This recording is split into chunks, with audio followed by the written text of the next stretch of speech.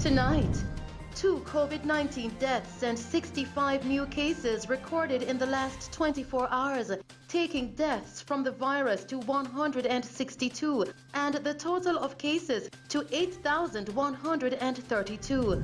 Man fatally shot by armed men along the Hurlock Main Road in St. James earlier today. Still tonight, students at the Glendavon Primary and Infant School in St. James received tablets from MP for Northwestern St. James Dr. Horace Chang and Jamaica Premix Limited to help with online classes. It is important to note that corporate Jamaica is on board with the policy of education and of educating our nation's children. And the public is being advised that fraudulent checks issued on the account of the St. James Municipal Corporation are in circulation.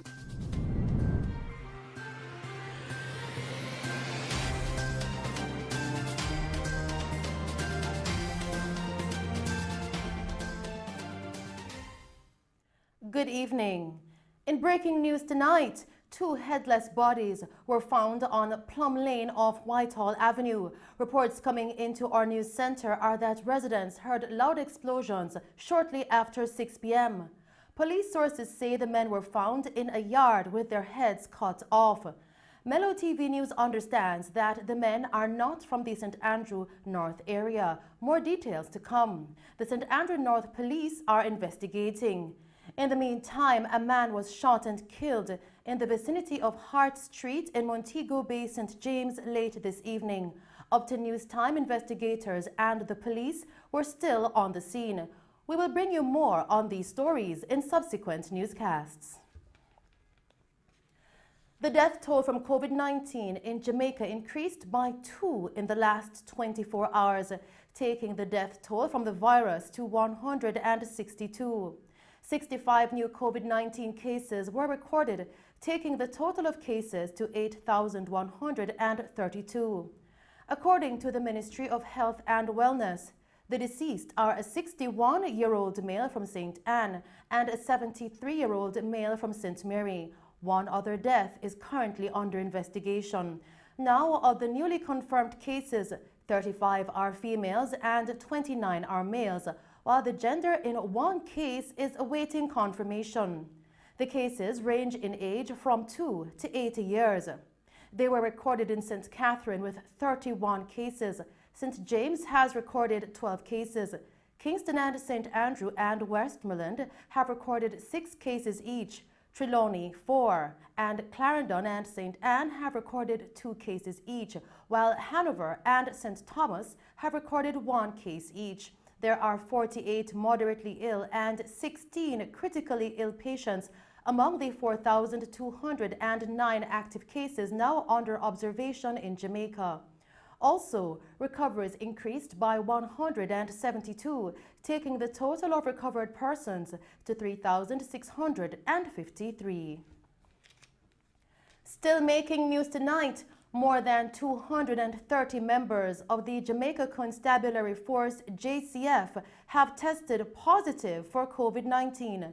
Now, this disclosure was made yesterday by Police Commissioner Major General Anthony Anderson during a virtual press conference.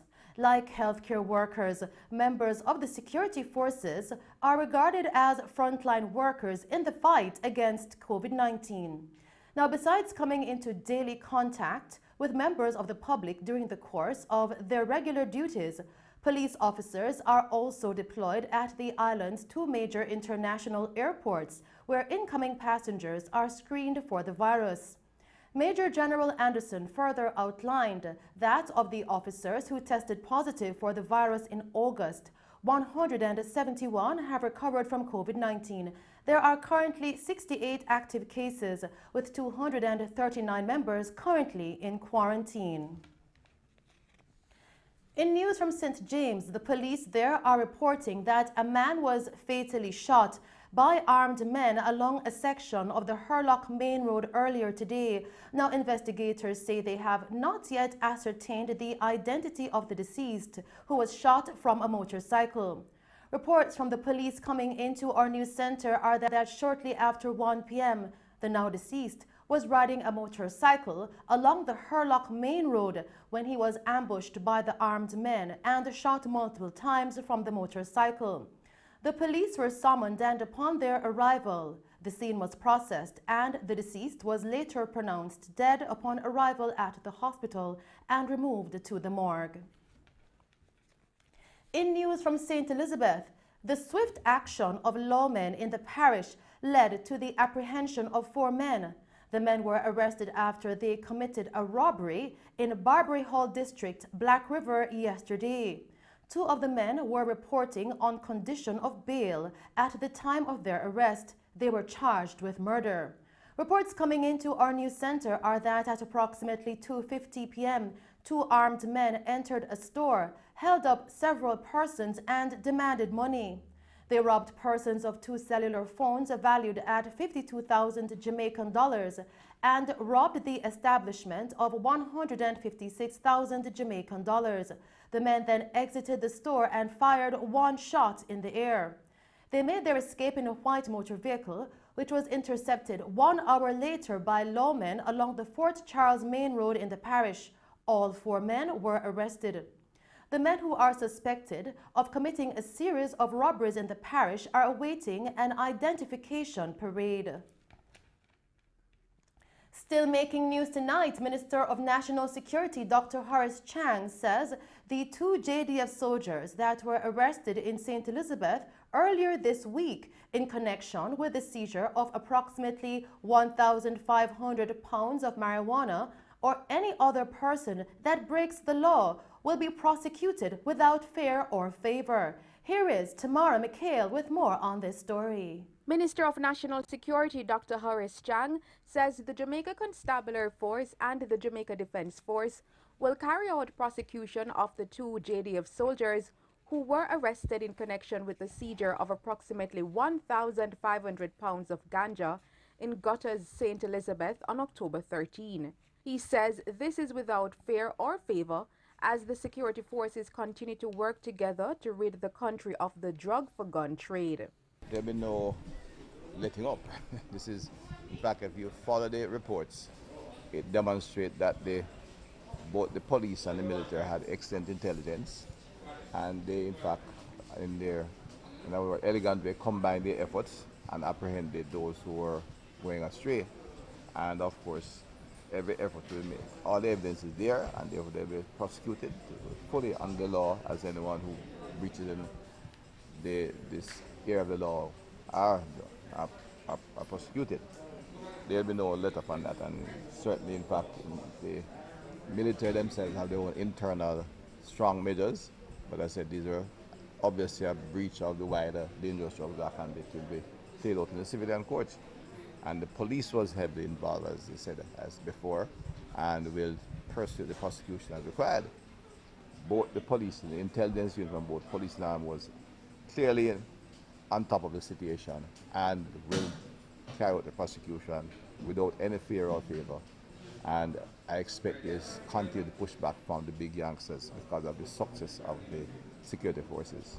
Dr. Chang further expressed that along with several members of the security forces and their families being attacked by gangsters, seeking corrupt elements in the security forces is another way the gangsters are fighting back. What is emerging, I'm not totally surprised, because the security forces, police and army, through the Coast Guard in particular, has been having significant success in apprehending and intercepting drugs in the international guns for drugs trade. We see fight back in several areas. Several police families have been attacked. Police people have been killed this year.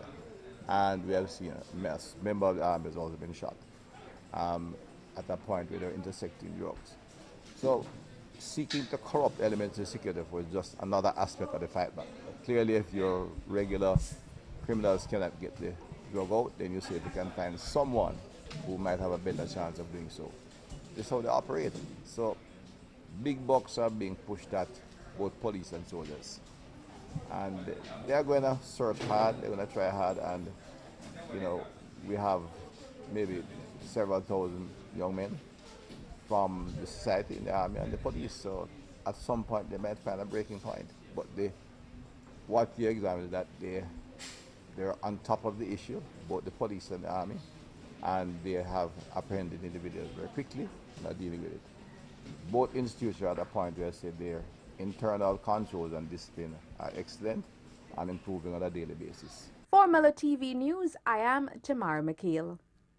Back in St. James, students at the Glendavon Primary and Infant School received tablets earlier today from Member of Parliament for Northwestern St. James, Dr. Horace Chang, and Jamaica Premix Limited to help with online classes. More on this story with Killeen May.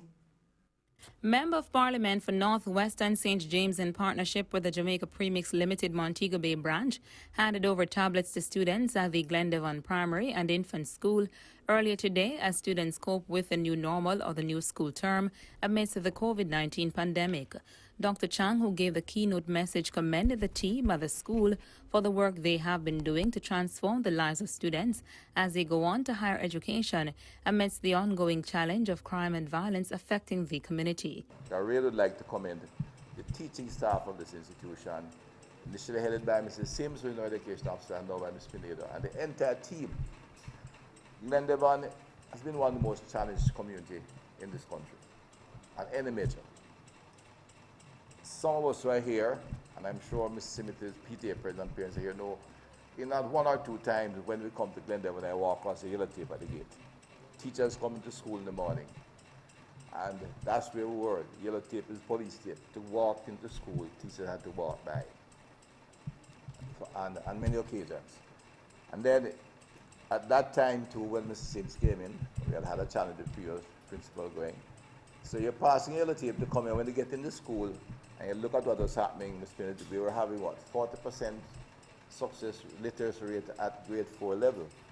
And that was your bob and weaving between 35 and 45 from time to time. And we have moved from there now to the point where I'm assured that last year pretty much every student got placed in a high school. Children of Glendavon are being brought into a stream where they can really develop well, they can develop their potential, and they get into good schools, and it is from there that we, in fact, that's how we'll prevent the young ones getting into gangs, because they see no other opportunity. We're offering them a real opportunity to have a productive, quality life, and many of them have been moving on from high school into university, doing very well.